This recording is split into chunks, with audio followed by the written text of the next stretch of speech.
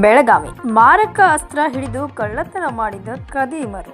ಮಂಗಳವಾರ ರಾತ್ರಿ ರಾಯಬಾಗ ತಾಲೂಕಿನ ಬೇಂಡವಾಡ ಗ್ರಾಮದಲ್ಲಿ ನಾರಾಯಣ ಪೋತದಾರ್ ಎಂಬುವರಿಗೆ ಸೇರಿದ ಬಂಗಾರದ ಅಂಗಡಿಯಲ್ಲಿ ಕಳ್ಳತನ ಯತ್ನ ನಡೆದಿದೆ. ರಾತ್ರಿ ಸುಮಾರು 2 ಗಂಟೆಗೆ ಮೂವರು ಮುಸುಕುಧಾರಿಗಳು ಮಾರಕ ಅಸ್ತ್ರಗಳೊಂದಿಗೆ ದ್ವಿಚಕ್ರ ವಾಹನದಲ್ಲಿ ಒಂದು ಅಂಗಡಿಗೆ ಒಡೆಯಲು ಯತ್ನಿಸಿದ್ದಾರೆ.